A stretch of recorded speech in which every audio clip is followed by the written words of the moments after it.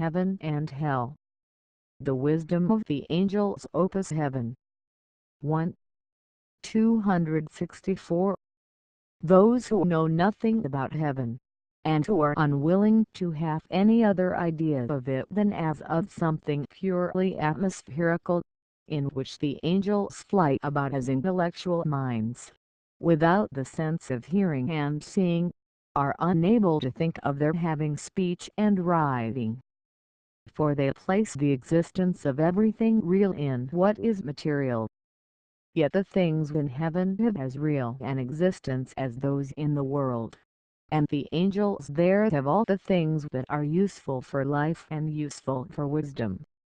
Nevertheless, they are such truths as can be known, and when known be comprehended, provided the mind man takes delight in them.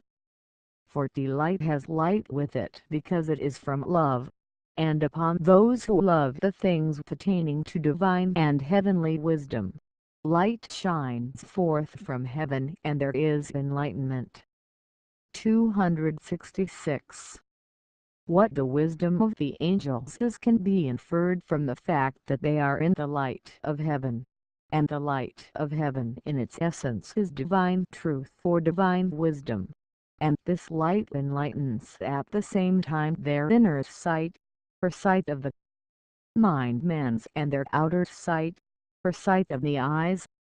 That the light of heaven is divine truth or divine wisdom may be seen above. The angels are also in heavenly heat, which in its essence is divine good or divine love, from which they have the affection and longing to become wise. That the heat of heaven is divine good or divine love may be seen above. That the angels are in wisdom, even to the extent that they may be called wisdoms, can be concluded from the fact that their thoughts and affections all flow in accordance with the heavenly form, which form is that of divine wisdom, and that their interiors, which are recipients of wisdom, are arranged according to that form. That the thoughts and affections of angels flow in accordance with the form of heaven, and consequently their intelligence and wisdom, may be seen above. 2. That angels have supereminent wisdom can be confirmed by the fact that their speech is the speech of wisdom, for it flows immediately and spontaneously from thought, and from this affection. Thus their speech is thought from affection and outward form. Consequently, there is nothing to withdraw them from the divine influx, and nothing from without such as enters into the speech of man from other thoughts. That the speech of angels is the speech of their thought and affection may be seen above. Also in harmony with such angelic wisdom is the fact that all the things that they see with their eyes and perceive by their senses agree, since they are correspondences of it, and thus objects of a form representative of such things as belong to their wisdom. That all things seen in the heavens are correspondences with the interiors of angels and representations of their wisdom may be seen above. Also in harmony with such angelic wisdom is the fact that all the things that they see with their eyes and perceive by their senses agree, since they are correspondences of it, and thus objects of a form representative of such things as belong to their wisdom. That all things seen in the heavens are correspondences with the interiors of angels and representations of their wisdom may be seen above. 3. Besides, the thoughts of angels are not limited and confined by ideas from space and time, as human thoughts are, for spaces and times belong to nature, and the things that belong to nature withdraw the mind from spiritual things, and deprive intellectual sight of its range. That the ideas of angels are apart from time and space, and thus less limited than human ideas, may be seen above. Neither are the thoughts of angels brought down to earthly and material things, nor interrupted by any cares about the necessities of life. Thus they are not withdrawn by such things from the delights of wisdom, as are the thoughts of men in the world. For all things come to them gratuitously from the Lord. They are clothed, fed, and housed all gratuitously, and besides this they are given delights and pleasures in accordance with their reception of wisdom from the Lord. These things have been said that it may be known whence the angels have so great wisdom. The wisdom of angels, that it is incomprehensible and ineffable. 267. Angels are capable of receiving such wisdom because their interiors have been opened, and wisdom, like every perfection, increases towards the interiors, thus to the extent that interiors are opened.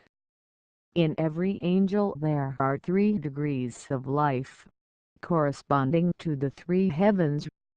Those in whom the first degree has been opened are in the first or outermost heaven.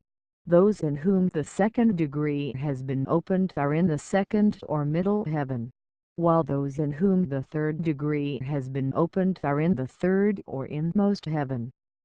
The wisdom of the angels in the heavens is in accordance with these degrees. Therefore, the wisdom of the angels of the inmost heaven immeasurably surpasses the wisdom of the angels of the middle heaven, and the wisdom of these immeasurably surpasses the wisdom of the angels of the outermost heaven. There are such differences because the things which are in the higher degree are particulars, and those in the lower degree are generals, and generals are containments of particulars. Particulars in relation to generals are as thousands or myriads to one, and such is the wisdom of the angels of a higher heaven in relation to the wisdom of the angels of a lower heaven. In like manner the wisdom of the latter surpasses the wisdom of man, for man is in a bodily state and in those things that belong to the bodily senses, and man's bodily sense belongs to the lowest degree. This makes clear what kind of wisdom those possess who think from things of sense, that is, who are called sensual men, namely, that they are not in any wisdom, but only in knowledge. But it is otherwise with the men whose thoughts are raised above the things of sense, and especially with those whose interiors have been opened even into the light of heaven. So far as man is raised up from things external towards interior things he comes into light, that is, into intelligence. There is an actual elevation. Elevation from external to interior things is like elevation out of the mist into light. The exterior things with man are farther removed from the divine and therefore are relatively obscured, likewise relatively confused. Interior things are more perfect because they are nearer to the divine. In what is internal there are thousands and thousands of things that appear in what is exterior as one general thing. Consequently, as thought and perception are more interior they are clearer. The sensual is the ultimate of man's life adhering to and inhering in his bodily part. He is called a sensual man who judges all things and draws all his conclusions from the bodily senses, and believes nothing except what he sees with his eyes and touches with his hands. Such a man thinks in externals, and not interiorly in himself. His interiors are so closed up that he sees nothing of spiritual truth in them. In a word, he is in gross natural light and thus perceives nothing that is from the light of heaven. Interiorly he is antagonistic to the things of heaven and the church. The learned who have confirmed themselves against the truths of the church come to he such. Sensual men are more cunning and malicious than others. They reason keenly and cunningly, but from the bodily memory, in which they place all intelligence. But they reason from the fallacies of the senses. 268. How great is the wisdom of angels can be confirmed from the fact that in the heavens there is a communication of all things.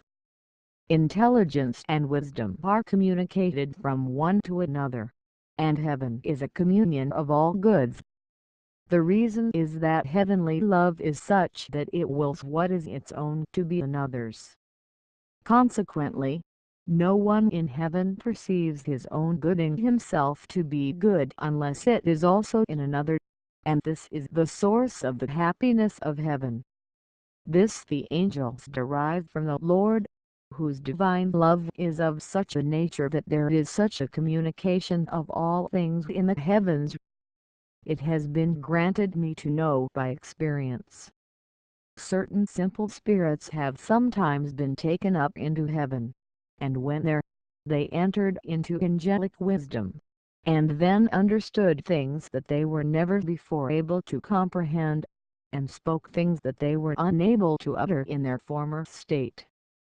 Next, I will write the wisdom of the angels Opus Heaven. 2. Thank you.